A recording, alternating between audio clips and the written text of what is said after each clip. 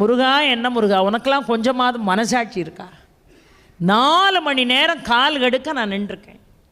இப்போ தான் ஒருத்தன் வந்தான், அவனை கூட்டிகிட்டு ஒருத்தன் போய் தரிசனத்தை காட்டுறதுக்கு முன்னாடி கொண்டு வந்து நிறுத்தியிருக்கான். சில பேர் 1000 ரூபா டிக்கெட்டுங்கிறான், சில பேர் 500 ரூபா டிக்கெட்டுங்கிறான். இந்த டிக்கெட் எடுத்த ஊரை முன்னாடி நிற்கான்.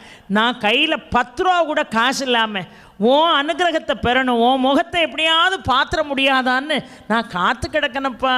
என்னை பார்க்காம இவர்களெல்லாம் நீ முன்வரிசையில் விட்டா, நீ இங்கே இருக்கியா இல்லையா அப்படின்னா. உடனே முருகன் சொன்னானா, ஏன்பா இப்படி அவசரப்படுற? எல்லாத்துலேயும் உங்களுக்கு அவசரம் தாண்டா, என்னை புரிஞ்சுக்கிடவே மாட்டிக்கிட. இந்த 1000 ரூபா கொடுத்து 500 ரூபா கொடுத்து விறுவிறுன்னு ஓடி வந்து வரிசையில் நிற்காம்பாரு, அவன் என்ன பார்த்துக்கிட்டு இருக்கான்.